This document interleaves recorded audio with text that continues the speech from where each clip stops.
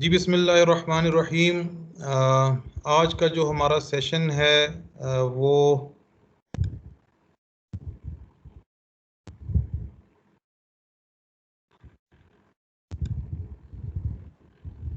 ये आपको screen share हो रहा है?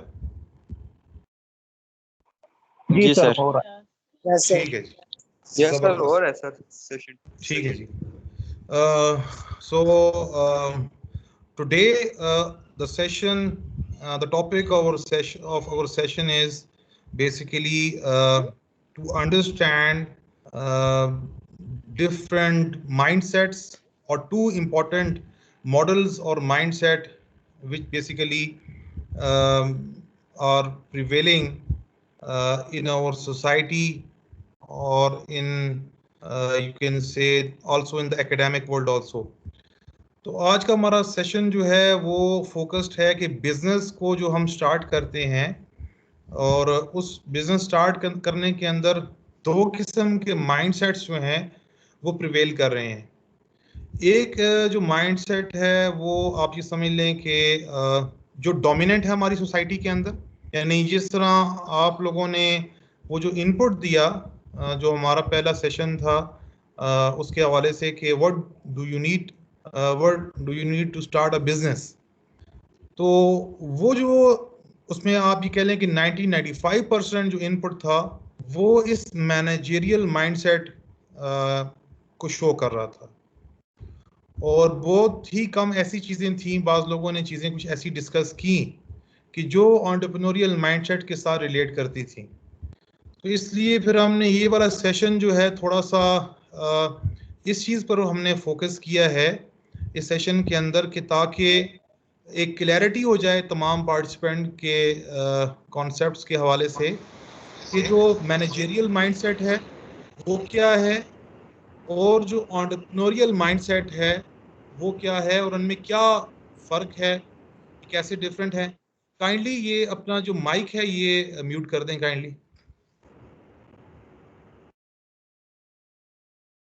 तो आज का जो क्या नाम है ये सेशन है ये इस हवाले से इंतहाई इम्पोर्टेंट है कि आपको एक बेसिक अंडरस्टैंडिंग जो है वो आपको हासिल होगी इस सेशन के बाद और इस सेशन के दौरान कि हम जो है हमारा जो माइंडसेट है बिजनेस के को सोचने का, उसको स्टार्ट कैसे करना है, वो कहाँ से डेवलप हुआ या वो उसके जो मेन डायमेंशंस, मेन फाउंडेशंस क्या हैं, और उसके मुकाबले में जो एक्सपर्ट एंटरप्रेन्योर्स हैं जो अपनी ज़िंदगी में 15-20 साल, 25 साल, 30 साल का उनका एंटरप्रेन्योरियल कैरियर है और उन्होंने बड़ी कामयाबी के साथ जो है अपने इस कैरियर को, अपनी जो एंटरप्रेन्योरियल कैरियर है इसको आगे आगे लेके गए हैं और एक कामयाब बिजनेसमैन की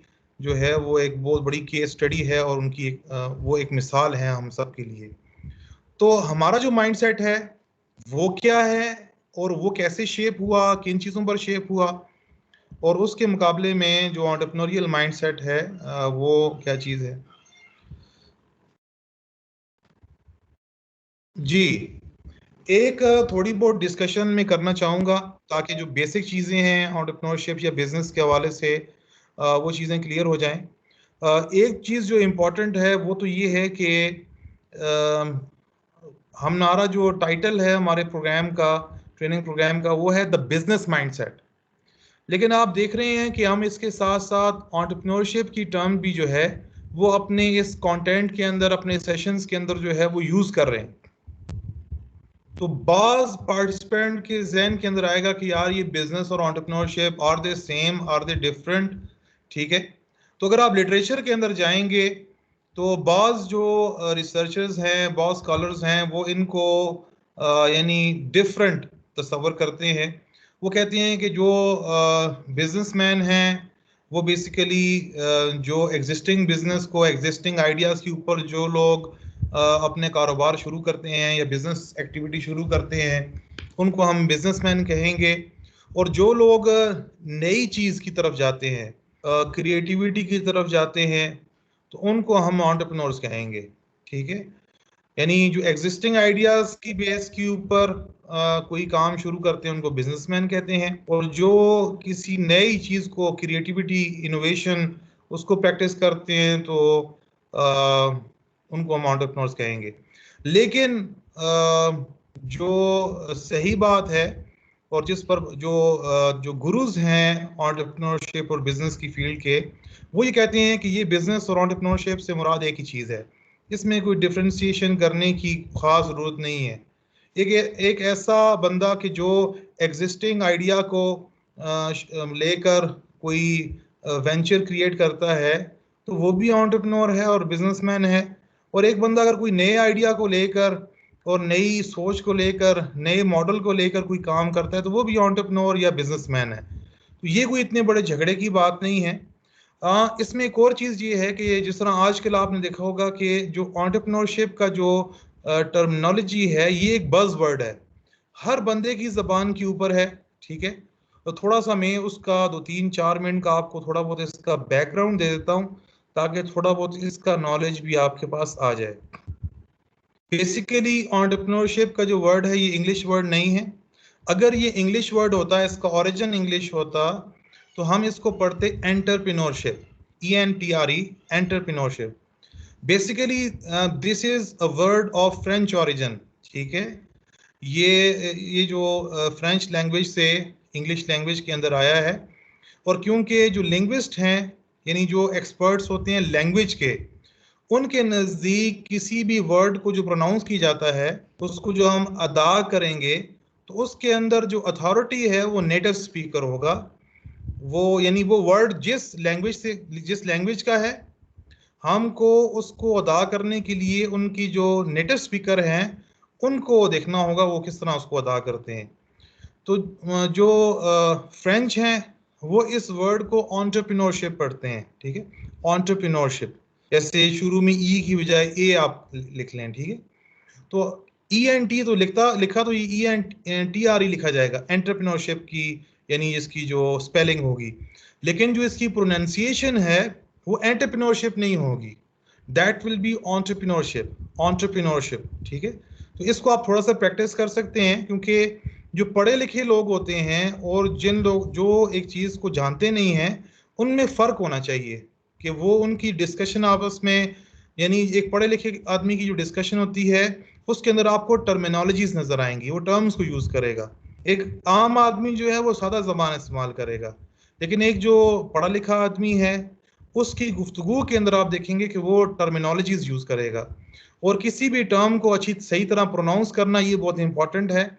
कल आप किसी भी मीटिंग के अंदर, किसी भी डिस्कशन के अंदर, कहीं भी किसी कॉन्फ्रेंस के अंदर मौजूद हों और कहीं भी आप मौजूद हों, तो आपके लिए बहुत सी चीज़ लाजमी है कि आप इस वर्ड को सही तरह से प्रोनाउंस करें, और उसके वर्ड को सही तरह से प्रोनाउंस करना एक अच्छा जो है आपका एक इमेज जो है जो ऑडियंस है उसके ऊपर जाएगा, ठीक है। So this word is pronounced as entrepreneurship. और फ्रेंच जो डिक्शनरी है उसके अंदर इस वर्ड का मीनिंग जो है वो है रिस्क टेकर, यानी वो एंटरप्रेन्योर किसी एक ऐसे बंदे को कहते हैं कि जो रिस्क टेकर हो, ठीक है। जिस तरह बिजनेस की जो ट्रेडिशनल डेफिनेशन है जो हम लोग नॉर्मली फॉलो करते हैं, आप किसी भी बुक को उठाकर देखेंगे तो आप देखेंगे कि एंटरप्रेन्योरशिप की डेफिनेशन क्या की होगी, या एक एंटरप्रेन्योर की डेफिनेशन जो ट्रेडिशनल डेफिनेशन है वो क्या की होगी। कहेंगे entrepreneur is a person who takes the risk of starting a business of his or her own, ठीक है। कोई भी ऐसा शख्स, कोई भी मर्द, कोई भी औरत, कोई भी मेल, कोई भी फीमेल, कोई टीनेजर जो अपना बिजनेस, अपना कारोबार शुरू करने का रिस्क लेता है उसको हम एंटरप्रेन्योर कहेंगे, और इस प्रोसेस को एंटरप्रेन्योरशिप कहते हैं, ठीक है। तो वो जो ट्रेडिशनल डेफिनेशन है उसके अंदर भी जो इसका जो डिक्शनरी मीनिंग था वो इसकी जो ट्रेडिशनल डेफिनेशन है उसके अंदर आ गया, ठीक है। तो खैर उस पर तो हम ज़रा डिटेल में बात करेंगे कि क्या वो जो डेफिनेशन है रिस्क टेकिंग की, और क्या वो यानी एक ट्रू डेफिनेशन है एंटरप्रेन्योरशिप की, या जो एक्सपर्ट एंटरप्रेन्योर्स हैं उसको थोड़ा डिफरेंटली इसको डिफाइन करते हैं। तो ये आगे इंशाल्लाह थोड़ा बहुत इसमें हम थोड़ी बहुत डिस्कशन करेंगे।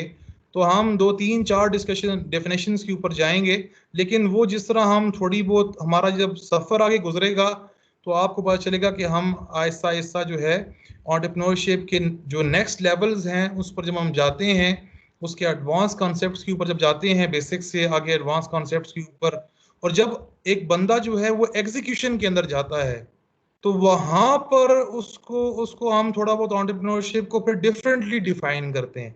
ठीक है, तो क्योंकि जिस तरह मैं आपको थ्योरेटिकली हम ये एक हमारी इंटरेक्शन हो रही है, लेकिन इसकी बेस पर जब आपके हम जो आपको थोड़े बहुत जो नेक्स्ट जो हमने टास्क आपके लिए डिज़ाइन किए हुए हैं, अगर थोड़ा बहुत वो उन टास्क के अंदर आप थोड़ा बहुत अपने आप को यानी एक्सपेरिमेंटेशन के अंदर डालेंगे तो आपको यानी एक नई दुनिया आपको जो है वो मिलेगी।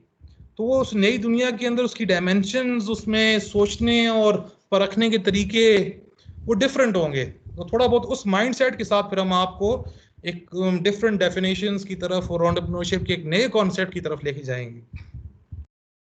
लेकिन अभी ज़रूरी ये है कि हम थोड़ा बहुत बेसिक चीज़ों को उसमें से गुजर जाएं और थोड़ा उन चीज़ों को अंडरस्टैंड करें।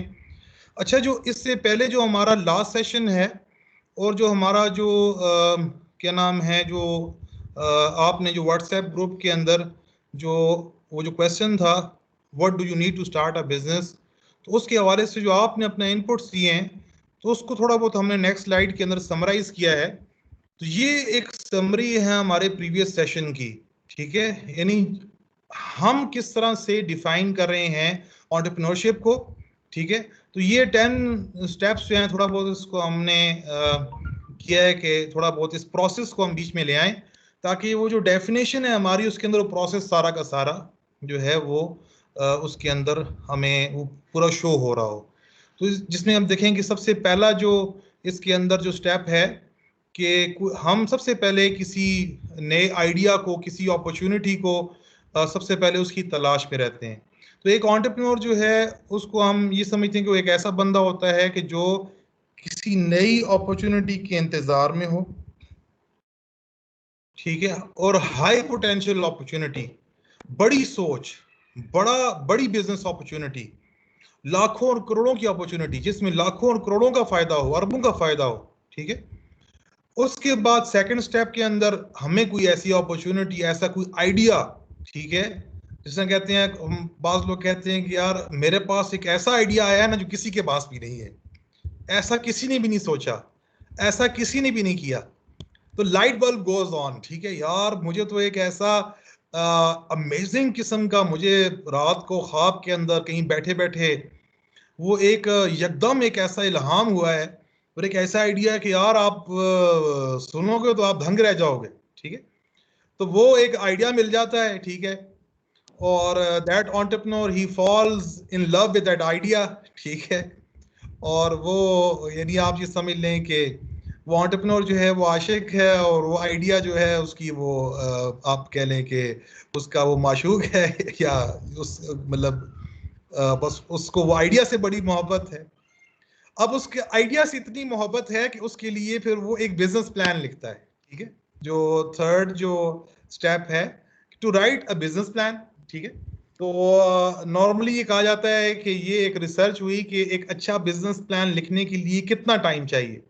तो उस रिसर्च के अंदर उन्होंने देखा कि ऑन एवरेज एक अच्छा बिजनेस प्लान लिखने के लिए 80 to 100 आवर्स की एक बंदे को जरूरत होती है कि वो अपना एक अच्छा बिजनेस प्लान जिसके अंदर उसका बिजनेस का विजन, उसकी मिशन स्टेटमेंट, उसकी स्ट्रेटजी, उसके long term short term goals, उसका मार्केटिंग प्लान, उसका फाइनेंशियल प्लान, उसकी ऑपरेशनल प्लान, उसके ऑपरेशंस, और इस तरह उसका जो HR ह्यूमन रिसोर्स का जो प्लान है, फिर उसकी जो हार्वेस्टिंग जो एग्जिट प्लान या हार्वेस्टिंग स्ट्रेटजी है।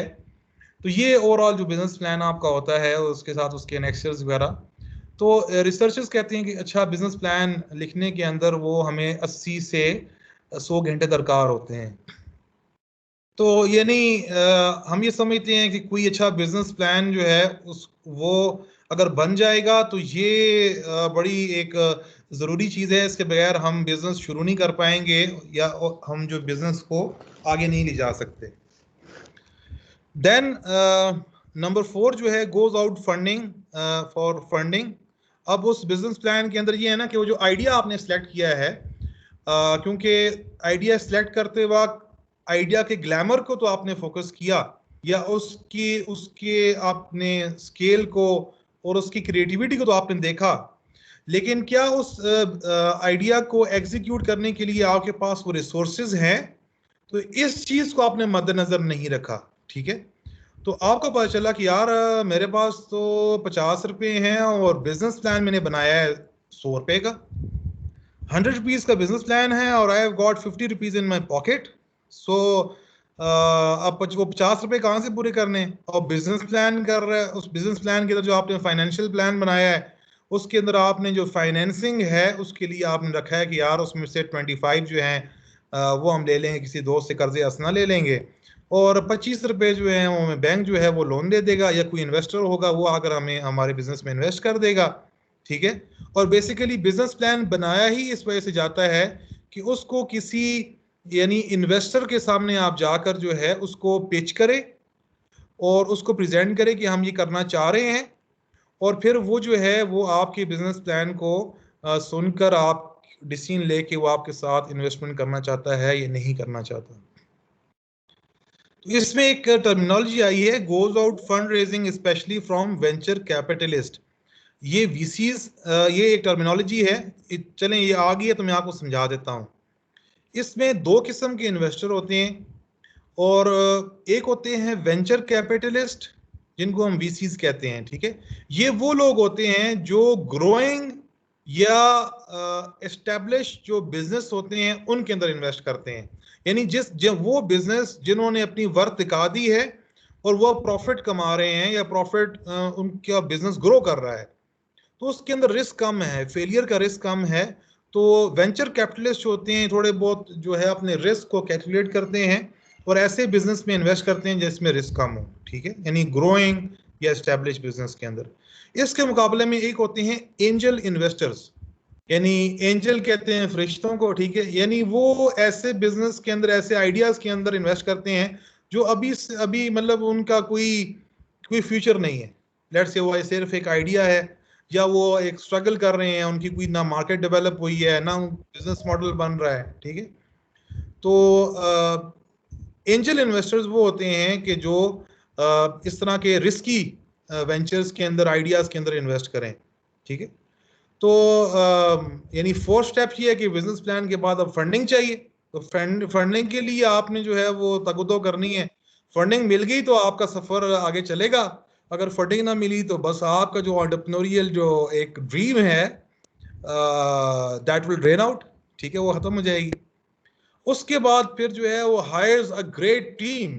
यार मेरे पास जो टीम है ना वो मतलब आउटस्टैंडिंग टीम होनी चाहिए, ठीक है। बिल्ड्स अ प्रोडक्ट, वो एक प्रोडक्ट बना लेते हैं, जिस तरह कहते हैं कि state of the art technologies होनी चाहिए, हर चीज नई खरीदनी चाहिए, और उसके बाद जो है ऑर्केस्ट्रेट्स अ बिग लॉन्च। जिस तरह हमारे यहाँ एक माइंडसेट बना हुआ कि यार कोई भी लेट्स से अगर स्कूल खोलना है, कोई शॉप खोलनी है, कोई फॉर्म खोलना है, तो उसमें शुरू में जो है ना कोई शादी हॉल खोलना है, कोई रेस्टोरेंट खोलना है, तो उसमें शुरू में जो उसकी जो हम हमारा ये माइंडसेट ये है कि एक बड़ी ग्रैंड किस्म की उसकी ओपनिंग सेरेमनी होनी चाहिए, जिसमें लाखों जो है लोग इन्वेस्ट करते हैं, ठीक है, और उसमें एक बड़ा रिस्क लेते हैं। 5 लाख 10 लाख 15-20 लाख रुपए की ओपनिंग सेरेमनी पे लगता है, इससे भी ज्यादा लगते हैं, करोड़ों में चले जाते हैं, ठीक है। तो ये एक माइंडसेट है। तो ये हम वो पिछला जो सेशन है उसको समराइज कर रहे हैं, ठीक है। देन अचीव्स अ स्टेडी और hockey stick growth. Aahista Aahista, hockey stick का मतलब ये आपने अगर हॉकी को देखा हो तो उसका जो आगे ब्लेड होता है तो वो शुरू में थोड़ा सा नीचे की तरफ टिल्ट होता है, फिर ऊपर की तरफ जो है वो मूव करता है, ठीक है।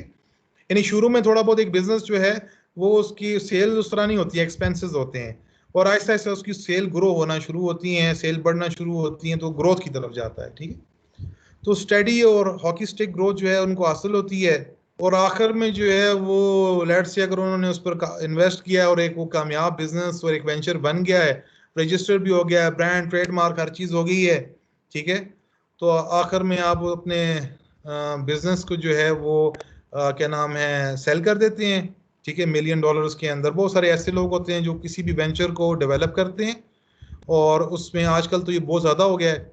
और बड़ी कंपनीज जो होती हैं, बड़े इन्वेस्टर्स जो होते हैं, बड़ी कॉरपोरेट्स जो होती हैं, वो ऐसा करती हैं कि वो फिर उनको ख़रीद लेते हैं, उनमें मर्जर्स हो जाते हैं, एक्विजिशंस हो जाती हैं। उसमें उस एंटरप्रेन्योर को बड़ी अच्छी हैंडसम अमाउंट मिल जाती है।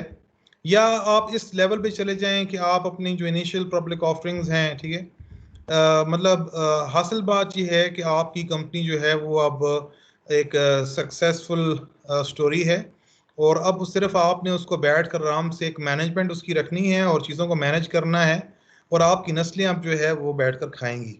And then retires to Bahamas, और उसने यार अब 30 साल 25 साल 40 साल जो है मेहनत की है।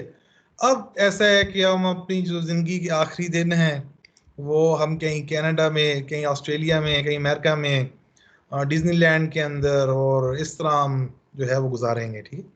तो ये एक क्या नाम है, जिसे हम कह सकते हैं कि अमेरिकन ड्रीम, ठीक है, कि जिस तरह हर एक इंसान का ख्वाब होता है कि यार मेरे भी एक इस तक में पहुंच जाऊं, ये रिसोर्सेज और ये वसाइल और ये बैंक बैलेंस और ये चीज़ें, ये लाइफस्टाइल में अचीव कर लूं, ठीक है। So this is basically the summary of our previous session, ठीक है। So I have tried to make that a little bit interesting, ठीक है। तो लेकिन अब हम आते हैं थोड़ा बहुत सीरियस हो जाते हैं, और कोशिश करते हैं कि इतना मुश्किल जो है जो हम पढ़ गए हैं, इस मुश्किल को कुछ आसान करने की कोशिश करें, कोई ऐसा काम करें कि जिससे हम थोड़ा बहुत जो है अपने लिए आसानी पैदा कर लें, ठीक है। तो अब हम आते हैं कि इस चीज़ के ऊपर कि व्हाट इज एंटरप्रेन्योरशिप। एंटरप्रेन्योरशिप क्या है, ठीक है। तो उसको डिफाइन करने के ऊपर ट्रेडिशनल डेफिनेशन तो मैंने इससे पहले कर दी थी, ठीक है। तो हम थोड़ी सी एक सिंपल सी डेफिनेशन कर लेते हैं कि एंटरप्रेन्योरशिप क्या है। कमिंग अक्रॉस एन अपॉर्चुनिटी, किसी अपॉर्चुनिटी को परस्यू करना, ठीक है। और जब अपॉर्चुनिटी मिल जाए तो टेक एक्शन, ठीक है।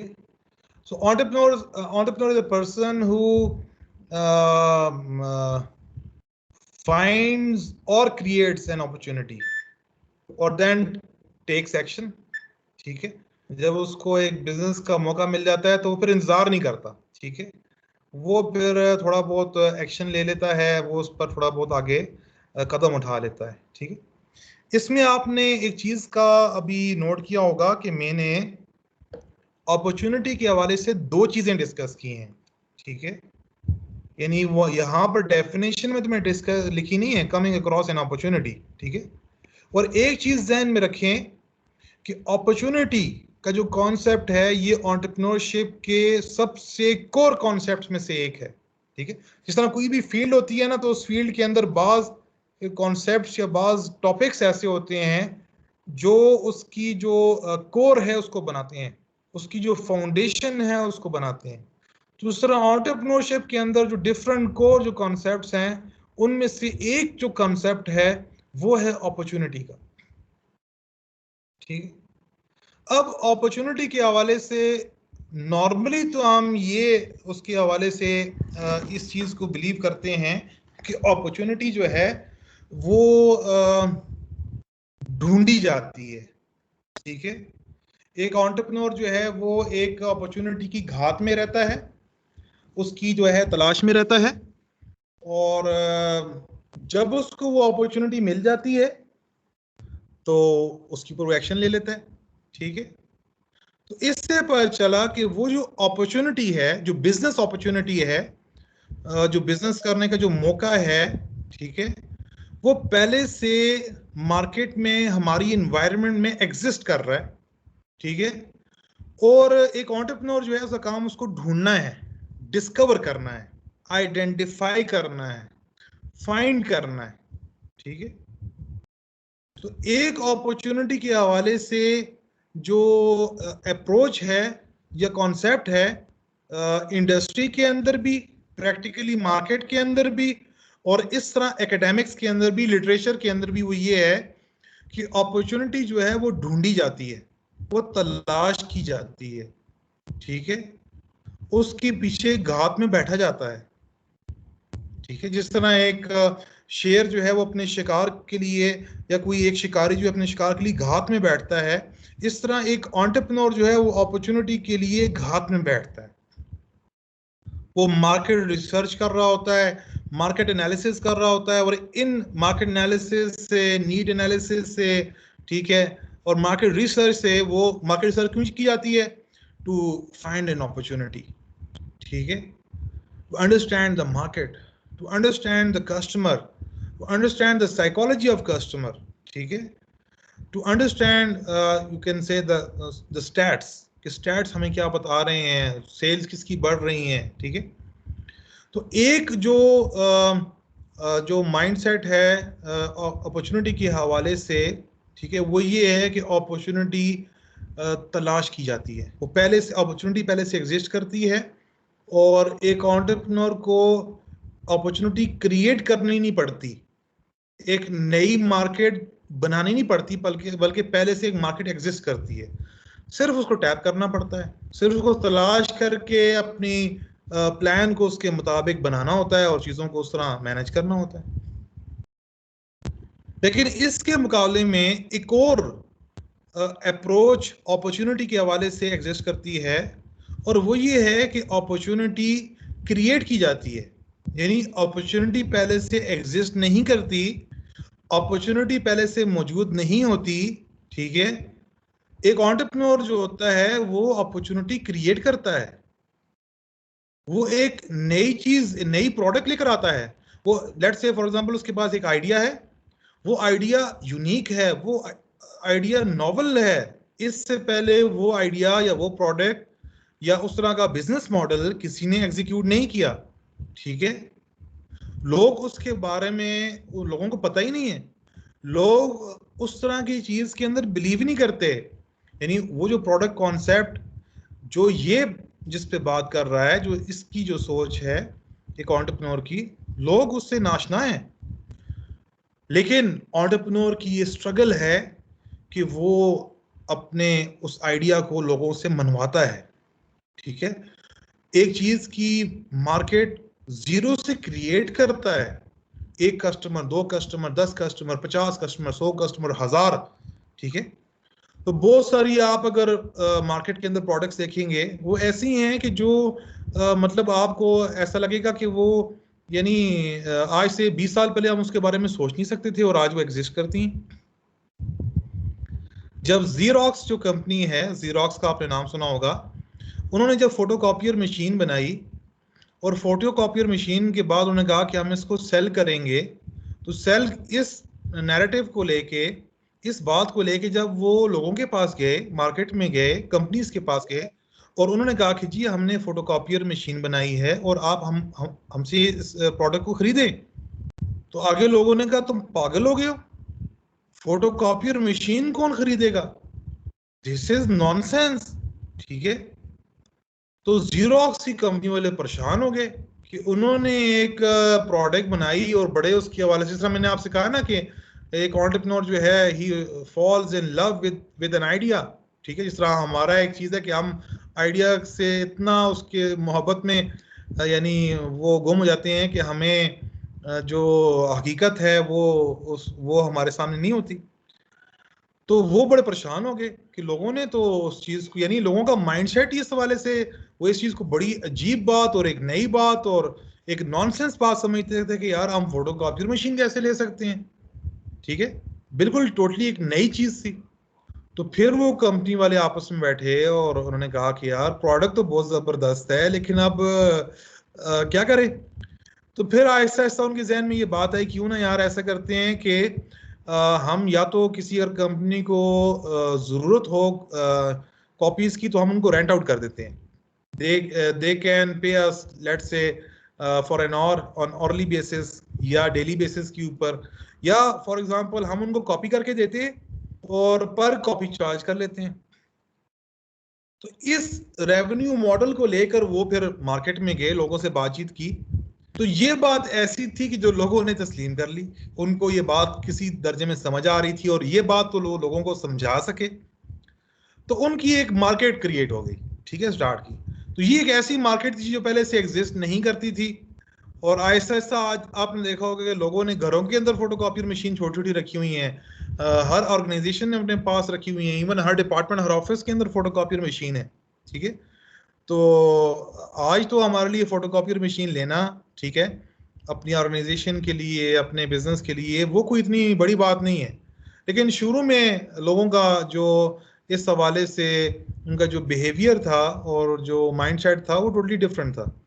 तो ज़ीरॉक्स ने एक अपॉर्चुनिटी क्रिएट की, ठीक है, वो पहले से एग्जिस्ट नहीं करती थी। तो ये अपॉर्चुनिटी के हवाले से दो चीज़ें मैंने डिस्कस कर ली कि हमने इसको समझ लिया कि अपॉर्चुनिटी बाज़ कहते हैं कि वो एग्जिस्ट करती है पहले से, और एक एंटरप्रेन्योर उसको ढूंढता है, फाइंड करता है, ठीक है, एक्सप्लोर करता है, डिस्कवर करता है। और दूसरी ये है कि अपॉर्चुनिटी पहले से एग्जिस्ट नहीं करती, आपको एक नई चीज़ क्रिएट करनी पड़ती है, लोगों को समझाना पड़ता है, उनके सामने अपने नैरेटिव को जो है वो बिल्ड करना पड़ता है, उनको लॉजिकली अपने लॉजिक्स को समझाना पड़ता है। ठीक है, तो ये दोनों चीज़ें हैं, ठीक है, दो पैरेलल थॉट्स हैं। तो हम दोनों में बिलीव करते हैं, ठीक है, हम इस झगड़े में नहीं पड़ते कि यार एंटरप्रेन्योर कौन है। एंटरप्रेन्योर क्या वो शख्स है कि जो अपॉर्चुनिटी जो है वो तलाश करेगा, वो एंटरप्रेन्योर है, या वो एंटरप्रेन्योर है कि जो, या वो बिजनेसमैन है कि जो अपॉर्चुनिटी क्रिएट करे। एक एंटरप्रेन्योर जो है वो अपॉर्चुनिटी क्रिएट भी कर सकता है, वो भी एंटरप्रेन्योर है, वो भी एक बिजनेस प्रोसेस है, वो भी बिजनेस शुरू करने का एक रास्ता है। और एक बंदा जो है वो बिजनेस अपॉर्चुनिटी जो है वो तलाश भी कर सकता है, उसको मिल भी सकती है, पहले से एग्जिस्ट करती है और ये उसको टैप करे। ठीक है, तो ये थोड़ी बहुत मैंने अपॉर्चुनिटी के ऊपर डिस्कशन कर दी। आई होप कि इस हवाले से थोड़ी बहुत आपकी एक बेसिक अंडरस्टैंडिंग अपॉर्चुनिटी की डेवलप होगी। इंशाल्लाह आगे हम जो है इसकी डिस्कशन और भी आ जाएगी। सो हमने थोड़ा सा एक सिंपल सी डेफिनेशन कर दी है कि coming across an opportunity and taking action, this is entrepreneurship.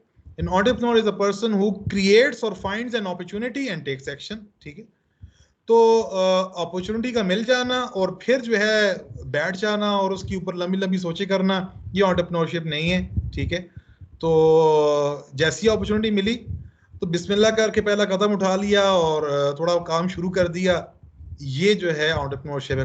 कुछ एक्सपेरिमेंटेशन, कुछ चीज़ों को सीखना, लोगों से इंटरेक्ट करना, ये स्टार्ट कर लिया, चीज़ों को सेल करना शुरू कर दिया, दिस इज एंटरप्रेन्योरशिप। ठीक है, सो इतनी लंबी आपको ज़रूरत नहीं है कि आप बड़े बड़े बिजनेस प्लान बनाएं, बड़े आइडियाज़ बनाएं और बड़े फाइनेंशियल जो इन्वेस्टर्स हैं उनको लेकर आएं और बड़ी इन्वेस्टमेंट्स को लेकर आएं, ठीक है, और बड़े रिस्क लें, तो इतना नहीं है मसला। तो एंटरप्रेन्योरशिप सिंपल सी है, अपॉर्चुनिटी फाइंड या क्रिएट करें और एक्शन ले लें, ठीक है, अमल में कूद जाएं। और ये क्योंकि रास्ता ही अमल से सीखने का है, और इस पे इंशाल्लाह हम आगे भी बात करेंगे। जी, हम चलते हैं नेक्स्ट जो हमारी जो अब आज की जो इम्पोर्टेंट डिस्कशन है उसकी तरफ जाते हैं। जी, तो हमने बात की थी कि जब हम बिजनेस शुरू करते हैं तो दो किस्म के माइंडसेट्स हैं, ठीक है, या दो किस्म के मॉडल्स हैं। एक मॉडल जो है, जिस तरह हमारा जो टाइटल है इस सेशन का, वो है मैनेजरियल माइंडसेट, ठीक है, और दूसरा हमने कहा कि जो माइंडसेट का मॉडल है वो एंटरप्रेन्योरियल माइंडसेट है। यानी एक वो माइंडसेट है जो हमने मैनेजर से सीखा है, जो हमने मैनेजमेंट के सब्जेक्ट से सीखा है, ठीक है, जिसको हम कॉजेशन कहते हैं। मैनेजमेंट मॉडल को हम क्या कहते हैं जी, कॉजेशन। और इसके मुकाबले में जो दूसरा मॉडल है जो हम एंटरप्रेन्योर से सीखते हैं, हम कहते हैं कि यार हमने बिजनेस करना है या एंटरप्रेन्योर बनना है तो हमें फिर मैनेजर की बजाय किसी एंटरप्रेन्योर से सीखे ना, एंटरप्रेन्योरशिप हमें एंटरप्रेन्योर से सीखनी चाहिए। ठीक है, तो वो मॉडल जो हमने एंटरप्रेन्योर से सीखा है, एक्सपर्ट एंटरप्रेन्योर से, उसको हम एंटरप्रेन्योरियल माइंडसेट या एंटरप्रेन्योरियल मॉडल कहते हैं, या इसको हम इफेक्चुएशन भी कहते हैं, इफेक्चुअल मॉडल भी कहते हैं। ठीक है, इनकी टर्मिनोलॉजीज में अभी डिस्कशन करूंगा। और वो मॉडल कि जो हमने मैनेजर से सीखा है, ठीक है, यानी मैनेजमेंट की अप्रोच को आप यूज करें to start and run your business, that is also known as causation और कॉजल मॉडल ऑफ एंटरप्रेन्योरशिप। ठीक है, नेक्स्ट जो स्लाइड है उसमें डिटेल में आप इस मॉडल्स को हम डिस्कस करेंगे। ठीक है जी, आपके सामने ये दो मॉडल्स जो हैं वो शो हो रहे हैं। एक ये this one, this is the model, ठीक है, ये जो लेफ्ट साइड के ऊपर है हमारे, और एक दूसरा मॉडल जो है this one excuse me sir, which is on the right. जी जी एक्सक्यूज जी मी जी सलाउद्दीन बात करूं पेशावर से सर। मैंने कहा जी सर जी। जरा ये स्लाइड को वो बड़ा कर दे, जूम कर दे, नजर नहीं आता सही अच्छा नजर नहीं आ रहा, अच्छा एक सर। मिनट ये में इसको कोशिश ये करता नीचे इसको से आप आप सर ये जूम चेक कर कर ले, सकते हैं जूम ना? होता है हूँ। ताकि कर रहा हूँ, बिल्कुल कर रहा हूँ, जूम बिल्कुल कर कर रहा हूँ। ठीक है जी, कोई गुजारा हो गया? एक्सक्यूज मी सर, इसी प्लस माइनस के साथ एक खप सा बना है, आप उसको क्लिक करो ठहर तो है ये ठहर। फुल स्क्रीन हो जाएगा। फुल स्क्रीन में जानबूझ के नहीं कर, चले फुल स्क्रीन कर देता हूँ, बिल्कुल ठीक है। मैं एक ये रहें जी, फुल स्क्रीन कर दिया, ठीक है जी। Thank you sir, thank you sir. अब बेहतर है, अब नजर आ रहा है सही? जी सर, नजर आ रहे हैं sir, yes thank you sir. Sir. चले ठीक था सर, जबरदस्त हो गया, जबरदस्त हो गया जी। बिल्कुल, अगर इस तरह कोई इश्यू हो, आवाज का, स्लाइड शो नहीं हो रही कोई स्लाइड, तो आप लाजमी बीच में इंटरप्ट करके मुझे जरूर बताएं, ठीक है? बहुत बहुत ओके शुक्रिया, ताकि किसी हवाले से जो हमारा सेशन है उसकी जो क्वालिटी है वो कंप्रोमाइज ना हो। अच्छा जी, तो ये हमारे सामने अब दो मॉडल जो है वो हमें नजर आ रहे हैं, ठीक है? एक लेफ्ट साइड के ऊपर है जिसके ऊपर लिखा हुआ है मैनेजेरियल थिंकिंग, या उसके ब्रैकेट में लिखा हुआ है कॉजल मॉडल, ठीक है? यानी मैंने आपको बताया कि ये एंटरप्रेन्योरशिप का एक वो मॉडल है कि जो हमारी सोसाइटी के अंदर, हमारी इन्वायरमेंट में, हमारी इंडस्ट्री में एग्जिस्ट करता है, हमारे लिटरेचर के अंदर, यूनिवर्सिटीज़ के अंदर और बिजनेस के स्कूल्स के अंदर एग्जिस्ट करता है। जो मैनेजमेंट जो थिंकिंग है और उसका जो लिटरेचर है, उसकी रिसर्च है, उस पर बेस कर रहा है, ठीक है?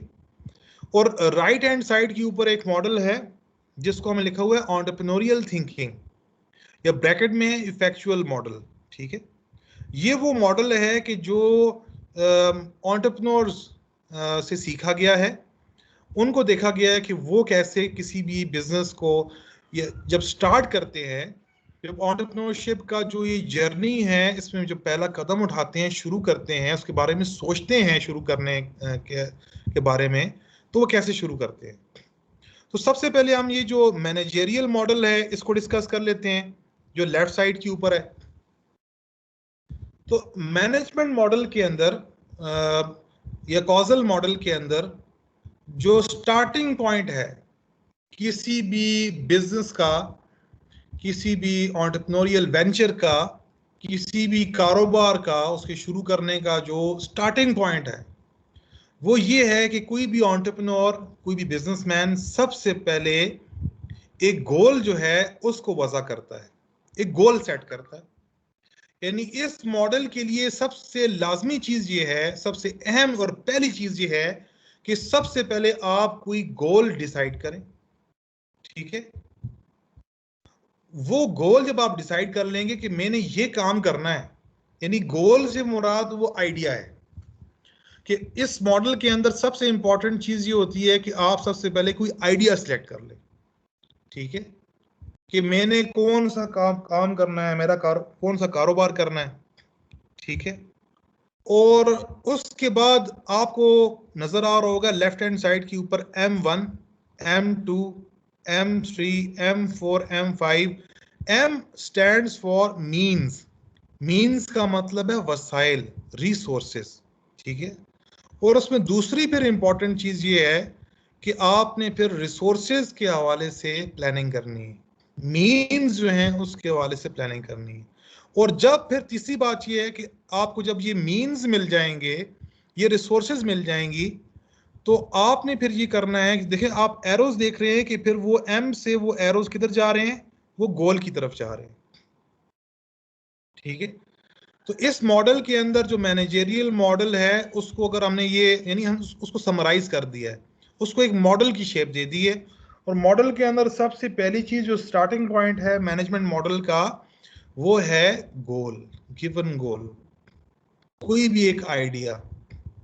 और उस आइडिया को डिसाइड करने के बाद, उस गोल को बनाने के बाद, दूसरी अहम चीज जो है वो रिसोर्सेज की प्लानिंग है, वो मीन्स की प्लानिंग है, ठीक है?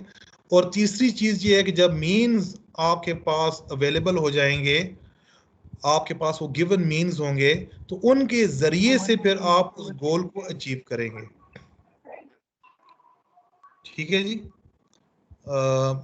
काइंडली ये म्यूट कर दें। अगर कोई सवाल करना है सवाल कर सकते हैं, लेकिन मेरी गुजारिश ये है कि सवाल आखिर में करें और अपने ये जो माइक्स हैं काइंडली उनको म्यूट रखें। आखिर में इंशाल्लाह हम अपना जो क्वेश्चन आंसर सेशन है वो करेंगे। अच्छा जी, तो यहाँ जी जी sorry for disturbance sir. Sir मैं एक चीज़ ऐड करना चाहूँगा, ये M1, M2, M3 जो लिखे हैं ये मुख्तलिफ मीन्स हैं, इससे मुराद जी जी, मनी, मैन, मटीरियल, मशीनरी ये तो नहीं है सर? मतलब हर किस्म की मीन्स, हर किस्म के रिसोर्सेज, वो मैं अभी डिस्कस कर रहा हूँ उसको डिटेल में इंशाल्लाह। लेकिन जिस तरह आपने इसको समराइज कर दिया है, मनी हो गया और क्या आपने कहा, मैन हो गए और जितनी भी चीजें हैं वो भी मनी, जबरदस्त आपने उसकी मैन, एक्सप्लेनेशन की। मनी, जी जी, मैन, मटीरियल, मशीनरी। बिल्कुल सही है, लेकिन इस तरह उसका बन नहीं है। सिर्फ ये हमने M1, M2, M3, M4, M5 इसलिए लिखा है कि मल्टीपल रिसोर्सेज आपको चाहिए होती है ना, किसी भी उसको क्या नाम है, किसी भी गोल को अचीव करने में और किसी भी प्लान को एग्जीक्यूट करने में। तो उसको भी मैं अभी इसको थोड़ा सा एलेबोरेट करता हूँ, थोड़ा सा और डिटेल में इस पे बात करता हूँ मैं। ठीक है सर। बेसिकली ये जो, यानी आपको एक चीज समझ में आ गई कि सबसे जो इंपॉर्टेंट चीज है मैनेजरियल मॉडल के अंदर वो गोल है। ठीक है, यानी जो स्टार्टिंग पॉइंट है वो किसी आइडिया का सिलेक्ट करना, किसी गोल का सिलेक्ट करना है। ठीक है, जिस तरह अभी हमने जो इससे पहले एक्टिविटी की थी, अभी मैंने उसको समराइज भी किया पिछली स्लाइड के अंदर, तो उसमें आपको एक चीज नजर आ रही है कि पहला स्टेप जो है वो गोल को डिटरमिन करना है, आइडिया को डिटरमिन करना है कि हमने काम क्या करना है, बिजनेस क्या करना है, आइडिया क्या होगा, हमारा बिजनेस आइडिया क्या है। ठीक है, और बिजनेस आइडिया को सिलेक्ट करने के बाद जो दूसरा अहम टास्क है किसी भी मैनेजमेंट मॉडल के अंदर, वो है उसका बिजनेस प्लान बनाना। तो ये जो M1, M2, M3, M4, M5 ये बेसिकली वो आपका बिजनेस प्लान है कि जिसके अंदर आप कह रहे हैं कि यार आपको फाइनेंशियल रिसोर्सेज क्या क्या चाहिए। ठीक है, जिसने आपने मनी की बात की, तो पैसा जो है उसमें हम जो फाइनेंशियल प्लान है किसी भी मैनेजमेंट या कॉजल मॉडल के अंदर उसमें हम बात करते हैं कि पैसे की या कैपिटल, उसके लिए जो लफ्ज हम जो टर्म यूज करते हैं वो कैपिटल यूज करते हैं। किसी भी बिजनेस के अंदर जो सरमाया होता है, हम कहते हैं उसकी जो सोर्सेज हैं वो दो हैं, या इक्विटी होगी या डेट होगा, यानी या आपके अपने पैसे होंगे या आप किसी से उधार कर्ज लेंगे। ठीक है, तो वो आपकी एक रिसोर्स होगी। दूसरा उसके बाद जिस तरह आपने कहा कि ह्यूमन रिसोर्स आ जाती है, तो HR प्लान उसके अंदर आ गया। ठीक है, जिस तरह मशीनरी की आपने बात की, जब हम ऑपरेशंस की या लोकेशन की या फैसिलिटी लोकेशन की बात करते हैं तो उसके अंदर वो चीजें आ जाती हैं। तो बेसिकली बिजनेस प्लान के अंदर हम इस चीज को स्टडी करते हैं और इस चीज का होमवर्क करते हैं कि ये जो गोल हमने डिटरमिन किया है, जो गोल हमने सिलेक्ट किया है, जो आइडिया हमने चूज किया है, इस आइडिया को अचीव करने के लिए हमें कौन कौन सी रिसोर्सेज की जरूरत है और उन रिसोर्सेज को हम किस तरह एग्जीक्यूट करेंगे। तो एक थ्योरेटिकल लेवल के ऊपर, एक थ्योरी के अंदर हम एक यानी प्लान बनाते हैं। ठीक है, वो बेसिकली वो रिसोर्सेज हैं, और प्लान बनाने के बाद फिर उसकी एग्जीक्यूशन है, जो ये एरोज बता रहे हैं कि वो प्लान जो है उसको हम एग्जीक्यूट करेंगे तो हम उस गिवन गोल को या आइडिया जो है उसको हम अचीव करेंगे और उसको हम एक कामयाब बिजनेस के अंदर जो है वो कन्वर्ट कर देंगे। ठीक है, तो इसका मतलब ये हो गया कि हमें, अगर हमारा जो माइंडसेट है वो मैनेजरियल माइंडसेट है जो कि हमारी सोसाइटी के अंदर इस वक्त प्रिवेलेंट है। ठीक है, हमारी सोसाइटी के अंदर हम सबसे पहली चीज जो, अगर हम कहते हैं यार कि हमने बिजनेस शुरू करना है, तो सबसे पहली चीज ये है कि यार तुम्हारा गोल क्या है, तुम्हारा विजन क्या है। अब थोड़ा सा मैं और चीजों को बीच में लेकर आता हूँ। विजन क्या है यार, तुम 20 साल बाद अपने बिजनेस को किधर देख रहे हो, वो आपकी जो ड्रीम स्टेट है आपके इस आइडिया की वो क्या है। तो सबसे पहले वो कहते हैं यार कि आपने विजन अपना बनाना है, अपनी मिशन स्टेटमेंट आपने लिखनी है, लॉन्ग टर्म गोल 3 साल के गोल्स आपने लिखने हैं, 1 साल के गोल लिखने हैं। तो एक आदमी परेशान होता है यार कि मुझे आज की समझ नहीं आ रही और मैं आज परेशान हूँ, और परेशान इस वजह से हूँ कि यार मैंने अभी पहला कदम कैसे उठाना है। तो ये मुझे 20 साल का विजन बता रहे हैं, 10 साल की मिशन स्टेटमेंट बता रहे हैं, या 5 साल की मिशन स्टेटमेंट की तरफ जा रहे हैं कि यार तुमने वो बनानी है, और फिर 3 साल का लॉन्ग टर्म गोल बनाना है, 1 से 3 साल का, और फिर 1 साल से कम के जो है या साल के जो है आपने शॉर्ट टर्म गोल्स बनाने हैं। तो वो मतलब बेचारा उसके लिए सबसे मुश्किल जो फेज है उसके यानी इस सफर की, बिजनेस के सफर की, वो शुरू करना है। और शुरू करने के अंदर वो बेचारा, क्योंकि उसकी तो वो बिल्कुल ना कोई इंसाइट है, ना कोई नेटवर्किंग है, ना कोई एक्सपीरियंस है, ना कोई उसकी आप ही कह लें कि वो कोई प्रिडिक्शन के काबिल है। तो बिजनेस प्लानिंग के अंदर कोई गोल डेवलप करना और किसी आइडिया के हवाले से ये शुरू से ये डिसीजन ले लेना कि यार ये आइडिया जो है that will be a hit, that will B you can से अ बिग सक्सेस, तो ये तो यानी this is something which is crazy, it is like you can से अ सुसाइड। काइंडली अपना माइक, किसी का माइक खुला हुआ है, काइंडली इसको जरा म्यूट कर दें। तो ये एक, अब वो आप उस बेचारे बंदे को देखें कि who is trying to start a business और उसके बारे में वो सोच रहा है, और आपने उसके ऊपर एक इतना बड़ा बोझ डाल दिया एक गोल को डेवलप करने का। ठीक है, गोल के अंदर आपका आइडिया भी आ रहा है, आपके विजन्स भी आ रहे हैं, और ये गोल जो है वो आपके फ्यूचर से रिलेट कर रहा है, आपके मुस्तकबिल से रिलेट कर रहा है। और वो बेचारे, उसके लिए अहम चीज ये है कि वो अपने प्रेजेंट को बेसिकली अच्छा बनाए। उसको अपने प्रेजेंट को कंट्रोल करना मुश्किल हो रहा है, और आप उसको एक ऐसी सोच के अंदर डाल रहे हैं कि जो एक तजर्बाकार आदमी के लिए तो ठीक है, कि जिसका एक्सपीरियंस है, नॉलेज है, और नेटवर्क्स हैं और तजुर्बा है उस फील्ड का, तो उसकी इनसाइट्स भी होंगी, विजन भी होगा। लेकिन एक इंसान जो नॉविस हो, नॉविस कहते हैं किसी भी फील्ड के अंदर नया आदमी, NOVICE, नॉविस। ठीक है, एक नॉविस जो एंटरप्रेन्योर है, जो बिल्कुल इंसेप्शन के अंदर है, स्टार्ट के अंदर है अपने बिजनेस कैरियर के अंदर या एंटरप्रेन्योरियल कैरियर के अंदर, तो उसके लिए बजाय एक चीज को आसान करने के और सिंपल करने के, और उनको इस चीज पर फैसिलिटेट किया जाए कि यार आप किस तरह एक कदम उठा सकते हो और चीज़ों को सिंपल किया जाए, आप उसको एक बहुत बड़ी मुश्किल में डाल रहे हैं। तो ये एक बड़ा, एक शुरू में बड़ी एक हर्डल उसके लिए बन जाती है, बड़ा मुश्किल और बड़ा बोझ बन जाता है कि उसको कैसे हैंडल करें। सेकंड चले, उसने एक विजन भी बना लिया, मिशन भी बना लिया, एक आइडिया भी सिलेक्ट कर दिया, long term short term goals भी बना दिए, ठीक है, वो सब चीज उसने कर ली। अब यार ये कैसे इस गोल अचीव कैसे होगा, और ये आइडिया कैसे इसको हम एग्जीक्यूट करेंगे। दूसरी चीज मैनेजमेंट मॉडल ये कहता है, या मैनेजमेंट जो माइंड सेट है, कि यार आपको बिजनेस प्लान बनाना पड़ेगा, यू नीड प्लानिंग। और व्हाट इज प्लानिंग, कि यार आपने डेटा इकट्ठा करना है पास्ट का, ठीक है, और उस डेटा की बेसिस के ऊपर आपने फ्यूचर को प्रिडिक्ट करना है, आपने नेक्स्ट 3 इयर्स का प्लान बनाना है। अब ये एक और बड़ी मुश्किल, यार ये कैसे होगा, डेटा किधर से आएगा, और क्या वो डेटा ऑथेंटिक भी है या नहीं, और उसकी बेसिस पर यार ये प्लानिंग के मॉडल्स कैसे होंगे, ये फोरकास्टिंग कैसे होगी। ये जो इनकम स्टेटमेंट है जो आपको बताती है कि आप कितनी इनकम आपकी हो रही है या लॉस कितना हो रहा है, तो ये 3 साल की इनकम स्टेटमेंट कैसे बनेगी। इनकम स्टेटमेंट बनाना कोई रास्ते में तो नहीं पड़ा हुआ, या बैलेंस शीट कैसे बनेगी, या कैश फ्लो स्टेटमेंट कैसे बनेगी, they are very technical things, ठीक है। और आप आगे बंदे को देखें, वो बेचारा नॉविस है, वो बेचारा बिल्कुल नया है, उसको तो इतनी चीजों का पता ही नहीं है। तो आपने उसको एक बड़ी परेशानी और में डाल दिया कि आप बिजनेस प्लान बनाओ, बिजनेस प्लान के बगैर तो कोई बिजनेस नहीं होता।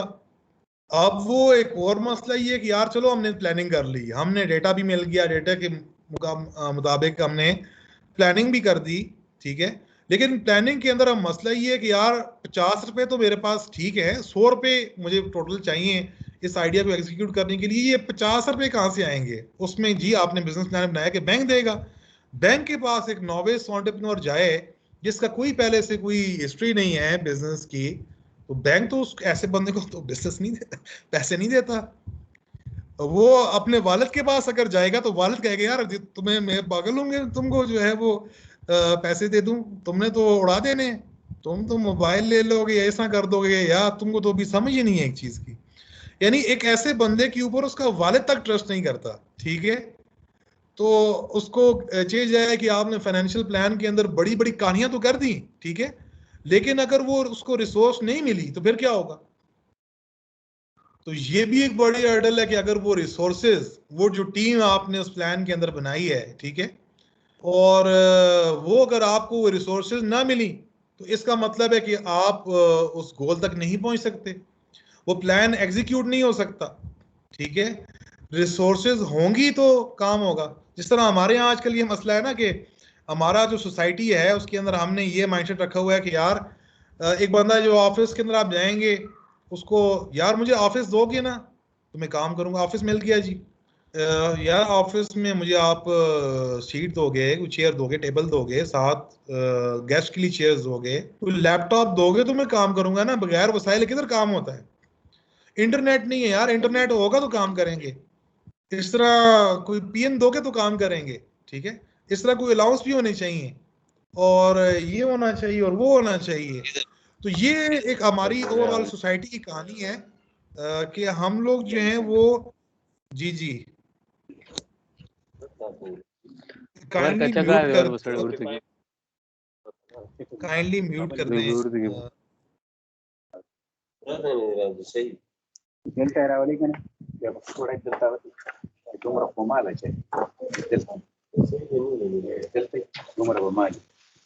काइंडली म्यूट कर दें अपना माइक। जी आपको स्लाइड नजर आ रही है? स्लाइड शो हो रही है आपको जी? Yes sir, yes sir, yes sir, आ रही नजर आ रही है सर। ठीक है जी, काइंडली अपना माइक म्यूट कर दें, इस तरह डिस्टर्बेंस होती है जी। तो एक यानी ये जो मॉडल है ये रिसोर्सेज बेस्ड है, यानी इसका मतलब ये है, इसको टाइटल हमने दिया हुआ है, या जो एक्सपर्ट्स उन्होंने इसको टाइटल दिया है कॉजल मॉडल। कॉजल या causation is from cause, cause is सबब, यानी असबाब, रिसोर्सेज। यानी ये जो गोल आपने बनाया है और उसके बाद बिजनेस प्लान बनाया है, तो बिजनेस प्लान और ये जो माइंडसेट ये बता रहा है कि जब तक आपको असबाब नहीं मिलेंगे, आपके रिसोर्सेज नहीं मिलेंगी, तो आप बिजनेसमैन नहीं बन सकते, आप उस गोल को अचीव नहीं कर सकते। तो आपको नजर आएगा कि इस वक्त हमारे यहाँ किसी बंदे से बात करो कि यार आप फारग क्यों बैठे हो, काम क्यों नहीं कर रहे, तो वो कहेगा यार पैसा नहीं है ना पास, को पैसा तो काम करे ना, रिसोर्सेज नहीं है, हुकूमत कुछ नहीं दे रही। तो ये हमारी ओवरऑल हमारी नेशन की ये स्टोरी है। और अफसोस की बात ये है कि हमारा ये ओवरऑल नेशन के अंदर ये माइंडसेट डेवलप हो गया है कि हम सब के सब जो है वो असबाब के इंतजार में, रिसोर्सेज के इंतजार में, कोई ये बंदा आए हमको पैसे दे, हमको ये करे, खुद कुछ काम नहीं करना। तो ये मॉडल इस वक्त डोमिनेट कर रहा है। ये जो माइंडसेट है मैनेजरियल थिंकिंग, ये जो माइंडसेट है ये डोमिनेट कर रहा है इस वक्त हमारी सोसाइटी में, पढ़े लिखे लोगों में भी और अनपढ़ लोगों में भी, हर इदारे के अंदर, चाहे वो बिजनेस के लोग हैं, दूसरे लोग हैं, मतलब वो इससे मुतासर हैं और इसी तरह सोचते हैं। और हर एक की सोच ये है कि हमें असबाब मिलेंगे, रिसोर्सेज मिलेंगी तो हम काम। फॉर एग्जांपल एक बंदा है, उसने 16 साल पढ़ा, डिग्री ले ली, और क्या नाम है, उससे कहा कि यार कोई नौकरी क्यों नहीं कर रहे, कहा यार डांगी नौकरी मिलेगी तो काम करूंगा ना। तो भाई कोई काम कर लो ना, कोई अपना कोई छोटा सा ढाबा बना लो, कोई थोड़ा बहुत कोई बिजनेस कर लो, ठीक है, कोई बाइंग सेलिंग कर लो, तुम्हें काम ही करना है ना। लेकिन वो एक माइंडसेट बना हुआ है कि जब तक वो एक शशके वाली नौकरी नहीं मिलेगी तो मैं कुछ भी नहीं करूंगा, कुछ हाथ पाँव नहीं मारूंगा, ठीक है। तो इस मॉडल का एक सबसे बड़ा नुकसान ये हुआ है कि क्योंकि अपनी नेशन की, हम पाकिस्तान की बात करते हैं, अपनी बात करते हैं, कि हमारी जो कौम है वो असबाब के इंतजार में बैठी है, ठीक है, और खुद जो उनके बस में है वो कुछ भी नहीं कर रहे, ठीक है। और यानी सबसे बड़ा मसला ये हो गया है कि हम अमल से महरूम हो गए हैं। हमारी जो कौम है वो अमल से महरूम हो गई है। हमारी जो मतलब घर की जो नॉर्मल जो इस्तेमाल की चीजें हैं, साबन है, सोप है, बर्तन धोने का लिक्विड है, ठीक है, इस तरह की जो छोटी मोटी चीजें हैं वो भी मल्टीनेशनल कंपनीज बाहर की बना रही हैं आके। हमारे जो डिफरेंट प्रोडक्ट्स हैं वो बाहर से बन के आ रहे हैं, उसको चाइना बना रहा है। भाई हमारे बच्चे क्या कर रहे हैं, हमारे नौजवान क्या कर रहे हैं, ये कौम क्या कर रही है, 22 करोड़ 23 करोड़ ये कौम क्या कर रही है, ठीक है। यूनिवर्सिटीज के अंदर, कॉलेजेस के अंदर, स्कूल के अंदर सिर्फ रटा चल रहा है, कोई एक्सपेरिमेंटेशन नहीं है, ठीक है। और एक बड़ी सोच दी आ रही है कि बड़ा सोचो, बड़े असबाब, बड़ी रिसोर्सेज को हासिल करो, उसके जरिए से बड़े काम करो। तो अब वो एक परफेक्शन माइंडसेट, यानी ये वही जो कल मैंने बात की थी कि एक परफेक्ट रिसोर्सेज का इंतजार है, एक परफेक्ट आइडिया जो है उसके इंतजार में, एक परफेक्ट रिसोर्सेज के इंतजार में और परफेक्ट प्लान के इंतजार में हमारा ये मसला ये हो गया कि हम अमल से महरूम हो गए, हम कुछ भी नहीं कर रहे, ठीक है, जो हम कर सकते थे उससे भी महरूम हो गए, ठीक है। और हमने जो हमारी जो इंडस्ट्री है वो तबाह हो गई, हमारे तमाम इदारे तबाह हो गए। आप हर इदारे को जाकर देखें, उसको आप स्टडी करें, आपको अंदाज़ा लगेगा कि ये मतलब ये हमारी सॉरी से हमारी पूरी ये कहानी है, ठीक है, कि जो हमारे बस में है हम कुछ भी नहीं कर रहे। मेहनत हमें बुरी लगती है, मेहनत से मतलब जो बच्चा यूनिवर्सिटी में आया 4 साल पढ़ा, 4 साल पढ़ने के बाद उसके अंदर मेहनत जो है उससे नफरत पैदा होगी, क्रिएटिविटी से नफरत पैदा होगी। बट डिग्री मिल जाए, नंबर ज्यादा आ जाए, सर्टिफिकेट मिल जाए, लेकिन वो जो लर्निंग का शौक था, इल्म का शौक था, एक्सपेरिमेंटेशन की कितनी इंपॉर्टेंस है, वो हम उससे महरूम हो गए, ठीक है। तो आपको यूनिवर्सिटीज के अंदर भी कोई एक्सपेरिमेंटेशन का और यानी एक साइंटिफिक लेट से एक इदारा होगा, लेकिन आप देखेंगे वहां पर जाएंगे आपको साइंटिफिक माहौल इन्वायरमेंट नहीं मिलेगी, वहां पर आपको एक्सपेरिमेंटेशन का एक माहौल नहीं मिलेगा, वहां पर आपको लर्निंग का माइंडसेट नहीं मिलेगा, ठीक है। तो ये एक बड़ा हादसा है जो हमारे साथ हुआ है और ये हमारे जवाल की एक बहुत बड़ी ये यानी असबाब है। तो ये एक मैनेजरियल थिंकिंग है जो गोल से स्टार्ट होती है, स्टार्टिंग पॉइंट वो गोल है, और फिर बिजनेस प्लान और रिसोर्सेज, और फिर रिसोर्सेज अगर आपको मिलेंगी तो तब आप गोल को अचीव कर सकेंगे और कोई काम कर सकेंगे। अगर रिसोर्सेज नहीं मिलेंगी तो आपका एंटरप्रेन्योरशिप का सफर जो है वो आते ही रह जाएगा, ठीक है, शुरू होने से पहले ही खत्म हो जाएगा। वो आप थ्योरी के अंदर ही है, गोल बनाना ये एक थ्योरी है, एक आइडिया है, एक हवा की चीज है। आपने ये M1 M2 M3 M4 के वाले से प्लानिंग की, वो बिजनेस प्लान बनाया हुआ हवा में कुछ भी नहीं है, ठीक है। तो और आप एग्जीक्यूशन में पहुंचे नहीं है, रिसोर्सेज आपको सारी मिली नहीं, ठीक है। इसके मुकाबले में राइट हैंड साइड के ऊपर जो मॉडल है वो है एंटरप्रेन्योरियल थिंकिंग, इफेक्चुअल मॉडल, ठीक है। और इफेक्चुअल से मतलब ये है कि चलो उसको हम आगे डिस्कस कर लेते हैं। इस मॉडल के अंदर आप देखेंगे सबसे पहले इसमें जो स्टार्टिंग पॉइंट है, ये जो सर्कल आपको नजर आ रहा है उसमें means, given means M1 M2 M3 M4 M5, यानी यहां पर जो स्टार्टिंग पॉइंट है क्या नाम है किसी भी बिजनेस का, किसी भी एंटरप्रेन्योरियल जर्नी का, वो अवेलेबल मीन्स हैं या अवेलेबल रिसोर्सेज हैं।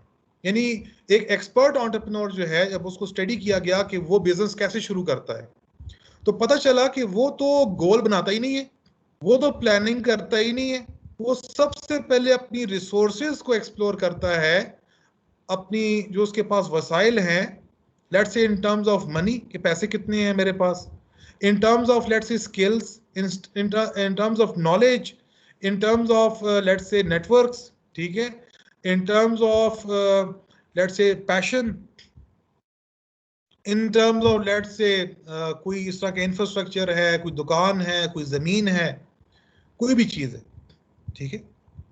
तो वो सारी चीजें मिलाकर आपकी रिसोर्सेज बनती हैं और रिसोर्सेज फिर डिक्टेट करती हैं कि आपने क्या करना है। तो आप ये देखेंगे रिसोर्सेज से आपको मल्टीपल एरोज जो हैं वो उससे निकलते हुए नजर आ रहे हैं, कि यानी उसमें आप किसी एक आइडिया के अंदर बंद नहीं है, आपकी कोई लीनियर सोच नहीं है, आप रिसोर्सेज से आपको एक आइडिया, एक पॉसिबिलिटी नजर आई कि मैं ये कर सकता हूँ अपनी रिसोर्सेज के अंदर, मेरे पास 50 रुपए हैं, इन 50 रुपए के अंदर मैं क्या बिजनेस एक्टिविटी कर सकता हूँ, सॉरी, तो वो उस 50 रुपए के अंदर रहकर सोचेगा और उसको अपनी पॉसिबिलिटीज जो नजर आएंगी उनमें से किसी एक को लेकर उसको स्टार्ट कर लेगा। लेकिन ये मॉडल ये बता रहा है कि आप किसी एक आइडिया के अंदर, किसी एक गोल के अंदर अपने आप को लिमिट नहीं कर रहे, ठीक है। आपको मल्टीपल एरो नजर आ रहे हैं और वहां पर लिखा है imagined ends, there can be multiple imagined ends, ठीक है। वहां पर जिसके मुकाबले में जो ये जो लेफ्ट साइड वाला मॉडल है, जो कॉजल या मैनेजरियल मॉडल है, उसमें आपको नजर आ रहे हैं कि you are limited to one idea, one goal, ठीक है, और उसी के लिए आप बिजनेस प्लान बना रहे हैं, रिसोर्सेज बना रहे हैं, ठीक है। तो managerial thinking is linear thinking, ये एक यानी एक आइडिया में आप लिमिट हो जाते हैं, ठीक है, उससे आगे पीछे नहीं जा सकते। जबकि जो एंटरप्रेन्योरियल थिंकिंग है वो रिसोर्सेज से स्टार्ट हो रही है, लेकिन there can be multiple ideas which you can experiment, और उसमें जो चीज़ फिर आगे डेवलप होती जाए। एक चीज़ लेट से आपने एक आइडिया को लिया और अपनी रिसोर्सेज के अंदर उसको एग्जीक्यूट किया, वो एग्जीक्यूट के काबिल था, आप उसको कर सकते थे, आपकी रिसोर्सेज में आपके लिए वो पॉसिबल था, और वो नहीं चला, तो आप दोबारा से अपनी रिसोर्सेज को थोड़ा बहुत एक्सप्लोर करके और एक नई पॉसिबिलिटी को भी जो है एक्सपेरिमेंट कर सकते हैं। वो नहीं चली, तीसरी पे भी जा सकते हैं, चौथी पे भी जा सकते हैं। तो यहाँ पर आपको नजर आ रहा है कि गोल इंपॉर्टेंट नहीं है, किसी एक आइडिया पर फोकस करना इंपॉर्टेंट नहीं है, बल्कि मीन्स इंपॉर्टेंट है जो आपकी रिसोर्सेज अल्लाह ताला ने आपको दी हैं, और उसके साथ साथ एक्सपेरिमेंट करना डिफरेंट पॉसिबिलिटीज के साथ, डिफरेंट आइडियाज के साथ, और स्मॉल इफेक्ट्स को क्रिएट करना। यानी यहाँ पर आपको नजर आ रहा है कि एक एंटरप्रेन्योर जो है वो बड़े काम नहीं कर रहा, जो उसके पास रिसोर्सेज हैं उसके अंदर रह कर जो कर सकता है वो कर रहा है। तो इफेक्चुएशन या effectual is from effect, creating small effects. Expert entrepreneurs, they don't think big. They don't create big business plans. They don't invest in the start billions or millions of dollars or rupees. ठीक है, शुरू में जो उनके पास जो resources हैं उसी में रहकर they take steps, they take actions, they interact with people, ठीक है, and they are open with respect to ideas. वो अपने आइडियाज के हवाले से एक फ्लेक्सिबल और एक ओपन माइंडसेट रखते हैं, ठीक है, and they are very sensible people, ठीक है। तो ये मीन्स का एक फायदा ये है कि आपको जो पॉसिबिलिटीज नजर आ रही हैं, ठीक है, काम करने की, वो ऐसी हैं कि जिनको आप अभी से स्टार्ट कर सकते हैं। जबकि मैनेजरियल थिंकिंग के आप मॉडल को देखेंगे, वहां पर जो गिवन गोल है, अब वो गोल क्या आपके लिए पॉसिबल है अभी एग्जीक्यूट करना? तो that is a big problem.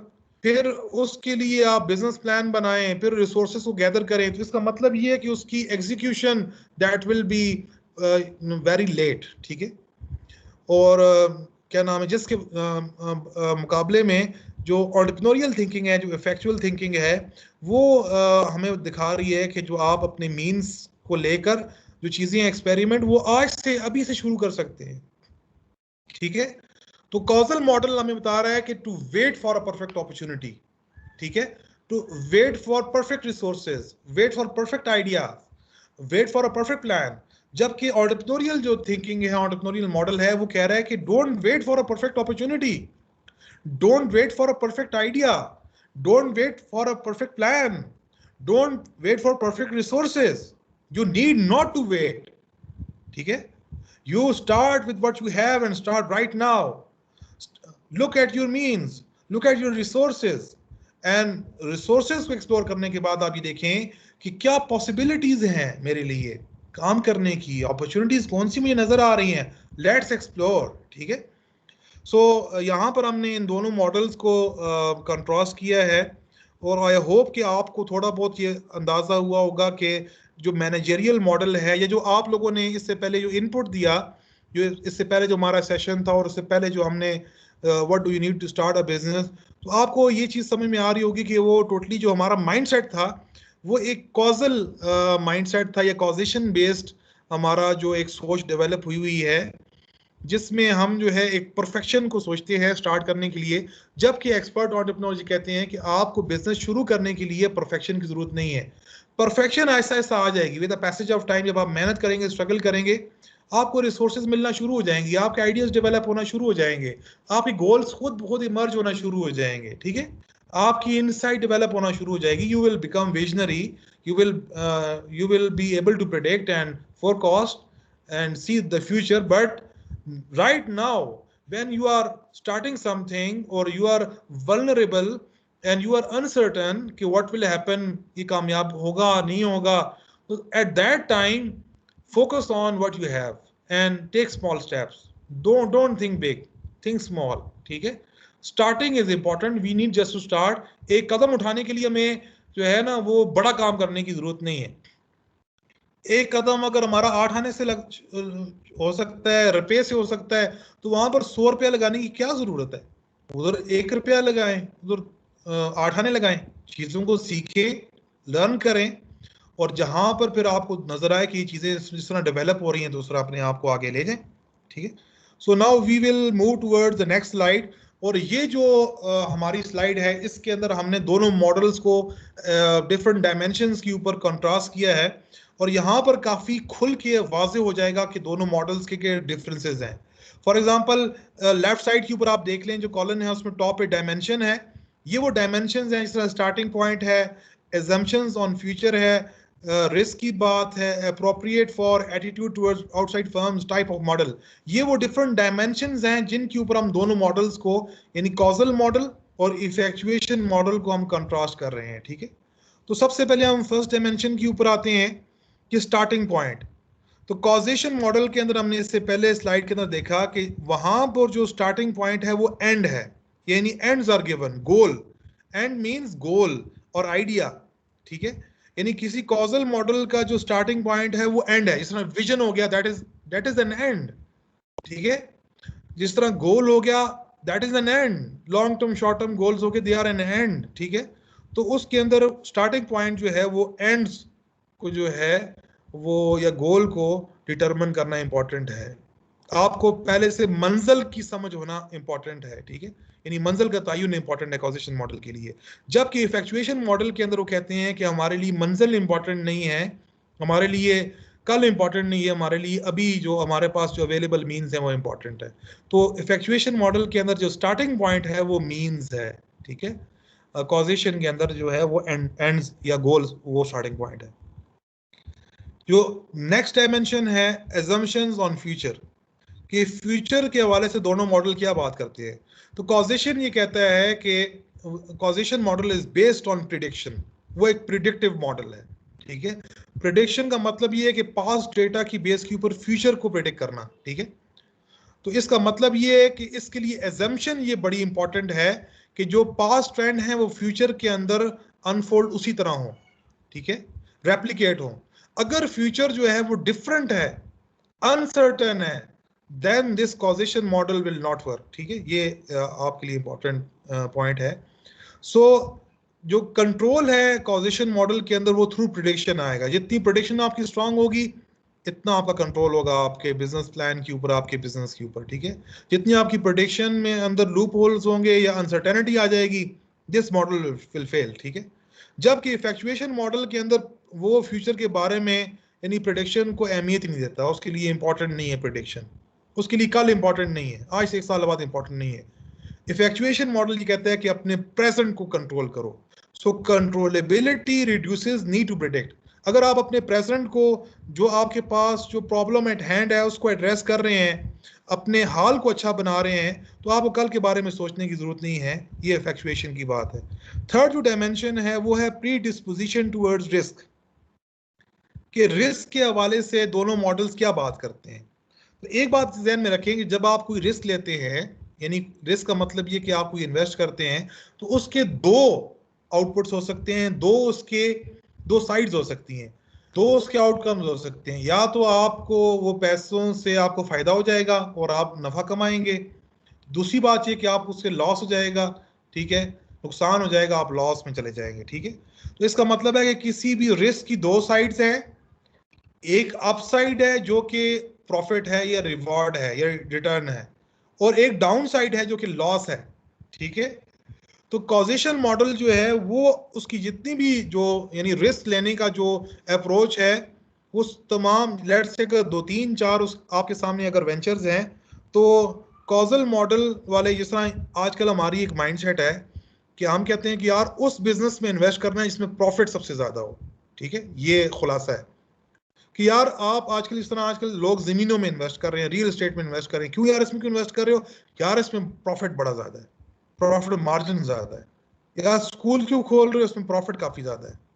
ठीक है, तो ये आजकल जो है यानी कॉजेशन मॉडल जो है वो रिटर्न बेस्ड है, प्रॉफिट बेस्ड है। रिस्क आप लेते हैं प्रॉफिट की बेसिस पर, जबकि इफेक्चुएशन मॉडल जो है वो लॉस की बेसिस पर रिस्क का डिसीजन लेता है। ठीक है, एक एंटरप्रेन्योर जो है वो कभी भी, एक्सपर्ट एंटरप्रेन्योर, प्रॉफिट को सामने रख के डिसीजन नहीं लेगा, रिस्क नहीं लेगा। वो हमेशा लॉस और कहेगा कि यार अगर ये मैं 50 रुपए मेरे पास हैं और मैं इसमें 5 रुपए का रिस्क लेता हूं तो क्या होगा? तो यार ये तो अगर 5 रुपए का अगर ये ज़ाया भी हो गया ना, अगर इसमें हमें लॉस भी हो गया तो ये अफोर्डेबल लॉस है, खैर है, कोई मसला नहीं, बर्दाश्त हो जाएगा, तो यार ले लो, इतना इतना रिस्क हम ले लेते हैं, ठीक है। 4 डायमेंशन जो है अप्रोप्रिएट फॉर, ये किस टाइप के प्रोडक्ट्स के और मार्केट्स के लिए ये कौन सा मॉडल जो है अप्रोप्रिएट है। तो कॉजेशन मॉडल जो है एग्जिस्टिंग जो प्रोडक्ट्स हैं और मार्केट्स हैं उनके लिए ये जो मॉडल है वो अप्रोप्रिएट है। जबकि इफ अगर आप नए प्रोडक्ट्स के अंदर और नई मार्केट्स को एक्सप्लोर करने जा रहे हैं, क्रिएट करने जा रहे हैं, तो उस सूरत के अंदर इफेक्चुएशन मॉडल जो है वो उसके लिए अप्रोप्रिएट है, ठीक है। एटीट्यूड टुवर्ड्स आउटसाइड फर्म्स, यानी बाकी जो लेट्स से आप जिस इंडस्ट्री में काम कर रहे हैं तो उस इंडस्ट्री के अंदर बाकी जो आपके कंपेटिटर्स हैं या दूसरी फर्म्स हैं उसके हवाले से आपका क्या एटीट्यूड होगा। तो कॉजेशन के अंदर वो कंपेटिटिव माइंडसेट रखते हैं कि कंपटीशन का माइंडसेट होगा, जबकि जो एक्सपर्ट एंटरप्रेन्योर्स को देखा गया है कि वो कभी भी कंपटीशन का माइंडसेट नहीं रखते। वो कहते हैं कि बिजनेस जंग का और लड़ने का और दुश्मनी का नाम नहीं है, बिजनेस नेटवर्किंग का नाम है, कोलैबोरेशन का नाम है, कोऑपरेशन का नाम है, को क्रिएशन का नाम है, ठीक है। तो ये एक ज़बरदस्त फ़र्क है कि कॉजेशन या मैनेजमेंट मॉडल वो कंपटीशन बेस्ड है, जबकि इफेक्चुएशन मॉडल ये कोऑपरेशन बेस्ड है, और इसको हम डिटेल में आगे डिस्कस करेंगे। और लास्ट डायमेंशन जो हमने डिस्कस की है कि type of model, causation is a linear model, जिस तरह मैंने आपको पिछली डायग्राम के अंदर बताया कि वहां पर एक ही आइडिया है, एक ही गोल है, उसके लिए बिजनेस प्लान बनाया जा रहा है और सारा का सारा बिजनेस प्लान एक ही आइडिया पे फोकस्ड है। अगर वो फेलियर की तरफ गया तो आप किसी दूसरे आइडिया को नहीं सोचते, एक ही आइडिया पर फोकस रहते हैं, तो लीनियर है। जबकि इफेक्चुएशन का मॉडल साइक्लिकल है कि आप अपनी रिसोर्सेज से डिफरेंट पॉसिबिलिटीज को एग्जामिन कर रहे होते हैं और उसमें किसी एक को अफोर्डेबल लॉस की बेसिस पर एक्सपेरिमेंट करते हैं। अगर चीज़ें डेवलप होती हैं ठीक है, नहीं तो आप दोबारा से किसी और पॉसिबिलिटी और आइडिया पर चले जाते हैं। तो वो साइक्लिकल है कि आप फ्लेक्सिबल हैं अपने आइडियाज़ के अंदर और आप अपना जो लर्निंग प्रोसेस है उससे चीज़ों से सीखते हैं, मिस्टेक से सीखते हैं, जबकि आपका कॉजेशन मॉडल के अंदर मिस्टेक्स की कोई खास गुंजाइश नहीं होती है। तो ये आज हमने दोनों जो मॉडल्स हैं, कॉजेशन और इफेक्चुएशन, या कॉजल और इफेक्चुअल मॉडल, या मैनेजमेंट मॉडल या मैनेजरियल मॉडल और एंटरप्रेन्योरियल मॉडल, इन दोनों के अंदर हमने जो है वो कंट्रास्ट किया है। आई होप के दोनों मॉडल्स आपके सामने जो है वो क्लियर हो गए होंगे, ठीक है। तो नाउ थोड़ी देर के लिए हम कोई क्वेश्चंस वगैरह ले लेते हैं। तो एनी क्वेश्चंस, बस हमारे पास 5-6-10 मिनट ही हैं टोटल, तो कोई क्वेश्चंस वगैरह अगर हों तो kindly you can ask questions. जी जी इमरान सर। जी सर, मेरा एक सवाल ये है, मेरा नाम जुनैद सरवादी से बात कर रहा हूँ सर। जैसे आपने ये बताया ना कि ये मैनेजरियल जो कॉन्सेप्ट है या जो ये मॉड्यूल है ये हम लोगों में कॉमन है कम्युनिटी में। तो सबसे पहले मैं जो सोचता हूँ कि मतलब ये जो लोगों के जहन में ये चीज गड़ गई है, मतलब एक बीज पता नहीं कब बोया गया था और वो अब एक तनावर दरख्त बन गया है। तो पहले हमें इस लगा होगी कि मतलब ये चीज जहनों से अनलर्न कैसे करनी होगी, उसके लिए कोई टेक्निक अगर आप बता दें प्लीज। बेसिकली जी बेसिकली ये जो हमारा जो पूरा जो आप कह रहे हैं जो ट्रेनिंग प्रोग्राम है ना हमारा, ये वाला, ये सारा का सारा उस अनलर्निंग के ऊपर फोकस्ड है कि किस तरह आप उसे जान छुड़ाएं उस माइंडसेट से जिसने हमारा बेड़ा गर्क कर दिया है, और उसके मुकाबले में जो है हम इस थोड़ा बहुत, तो उसमें बहुत सारी चीजें हैं। जिस तरह अभी हम एक इंटरेक्शन कर रहे हैं और इसकी दावत दे रहे हैं ना, मैं आपको एक चीज की दावत दे रहा हूँ और कोशिश कर रहा हूँ कि लॉजिकली साइंटिफिकली दोनों मॉडल्स को आपके सामने लेकर आऊं, और यानी एक लॉजिक के अंदर एक मॉडल को यानी कॉजल मॉडल और उसके जो नुकसानात है वो बताऊं, और उसके मुकाबले में इफेक्चुएशन मॉडल को एक साइंटिफिकली लॉजिकली आपके सामने उसको समझाऊं कि ये हमारी सोसाइटी के साथ, हमारी नीड्स के साथ, हमारे बच्चों के हवाले से ये जो मॉडल है ये इम्पोर्टेंट है। और इसके साथ साथ दूसरी चीज़ जो इम्पोर्टेंट है, जो 7 सेशंस हमने 7 दिनों में रखे हैं, उसके बाद जो चीज़ आएगी कि आप जब चीज़ों को एग्जीक्यूट करेंगे और जब आप एग्जीक्यूशन में जाएंगे और जब आप इस मॉडल की बेसिस पर आप चीज़ों को एग्जीक्यूट करेंगे तो वहाँ पर जो आपको प्रैक्टिकल नॉलेज मिलेगा और वो जो एक्सपीरियंशियल लर्निंग होगी वो इतना स्ट्रॉन्ग आपका यानी एक कॉन्सेप्ट डेवलप होगा कि यानी वो चीज़ें आहिस्ता आहिस्ता आपकी अनलर्न भी हो जाएंगी, और एक यानी जो एक लॉजिकल माइंडसेट और एक अच्छा प्रॉपर माइंडसेट खुद आपका डेवलप होगा, और इसकी आप फिर माशरे में दावत भी देंगे। जिस तरह मैंने देखा है कि मैं अभी आपसे बातें कर रहा हूँ ना, तो लोग इस बातों को इतना नहीं लेते जितना ज्यादा जब मैं लेट से मैं खुद भी कोई कारोबार करूं और कोई बिजनेस करूं और बाइंग सेलिंग करूं और चीजों को डेवलप करूं, तो इस चीज को हमारे माशरे के अंदर ज्यादा लिया जाता है। लोग हमारे असल में ये कि भेड़ चाल है, लोग मतलब नकल करते हैं एक चीज को, जब तक वो आंख से देखते नहीं है ना तो उनको इतना यकीन नहीं होता उस चीज का। तो ये दोनों चीजें इंपॉर्टेंट है कि हमने थ्योरेटिकल लेवल पे भी बात करनी है, और इसके साथ साथ थोड़ा बहुत जो है कोई प्रैक्टिकली खुद भी थोड़ा बहुत काम शाम शुरू करना है। जैसे वो कहते हैं ना, action speaks louder than words, तो वो जबरदस्त जबरदस्त। लेकिन वो जो एक्शन है ना, that must be based on a good logic, on a sensible logic. तो वो ये जो 7 डेज के 7 सेशन जो हमने रखे हैं ना, वो उस लॉजिक को समझने के लिए हैं। कम से कम वो चीज हमारे जहनों में आ जाए, हमारा जो माइंडसेट है, जो हमारा जो फाउंडेशन है, जो हमारा कॉन्सेप्ट है, वो क्लियर हो जाए। ठीक है, तो ये दोनों चीजें इंपॉर्टेंट है, इसकी हम दावत भी दें और साथ हम कुछ ना कुछ प्रैक्टिकल चीज खुद भी शुरू करें। Thank you sir, thank you. जी, एनी अदर क्वेश्चन?